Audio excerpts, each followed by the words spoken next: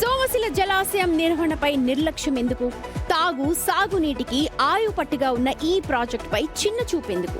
5 ఏళ్ల క్రితం పోటెత్తిన వరదలతో దెబ్బతిన్న ఆనకట్ట, ఆఫ్రాన్ రక్షణ గోడలను నేటికి రిపేర్ చేయకపోవడంపై విమర్శలు వ్యక్తమవుతూ ఉన్నాయి.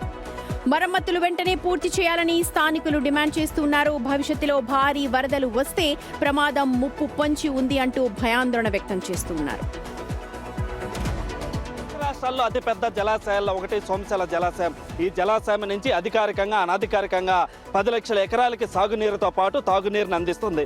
చెన్నై వంటి రాష్ట్రాలకు కూడా తాగునీరుని అందించే యొక్క సోమశిల ప్రాజెక్టు ఇప్పుడు సమస్యల వలయంలో చిక్కుకొని ఉంది. మనం చూడవచ్చు, మనం చూసేటువంటి యొక్క ప్రాజెక్టే సోమశిల ప్రాజెక్టు. ఈ ప్రాజెక్టు ముందున్నదంతా కూడా ఆఫ్రాన్. ఈ యొక్క ఆఫ్రాన్ అంతా కూడా పూర్తిగా దెబ్బతినుంది. అయితే ఈ యొక్క దెబ్బతినడానికి కూడా ప్రధానంగా 2021లో వచ్చినటువంటి వరదలకు అన్నమయ్య ప్రాజెక్టు గేట్లు విరిగి అక్కడ ఉన్నటువంటి వరద నీరు అంతా కూడా ఒక్కసారిగా 6 లక్షల క్యూసెక్కుల వరద నీరు ఈ యొక్క సోమశిల జలాశయానికి పోటెట్టడంతో అప్పుడు ఉన్నటువంటి అధికారులు ఒక్కసారిగా ఆ నీటిని అంతా కూడా కిందికి విడుదల చేయడం జరిగింది.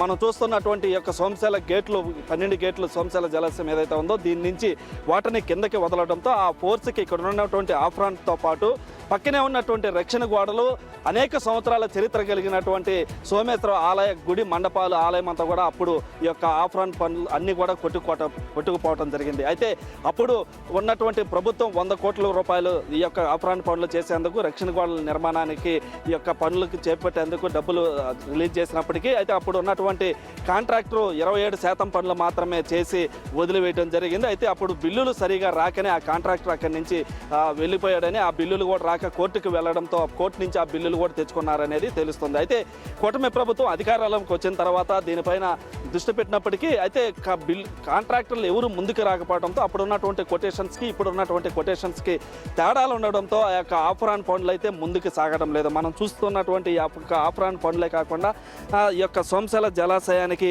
ఒక పెద్ద ప్రమాదం కూడా ఒక డేంజర్ జోన్లో ఉందనేది నిపుణులు అయితే అంచనా వేస్తున్నారు. తొందరలో వీటిలన్నిటి పరిష్కారం చూపకపోతే ఈ యొక్క సోమశిల డ్యామ్కి డేంజర్ జోన్ ఉందని కూడా ఒక పక్క నిపుణులు హెచ్చరిస్తా ఉన్నారు.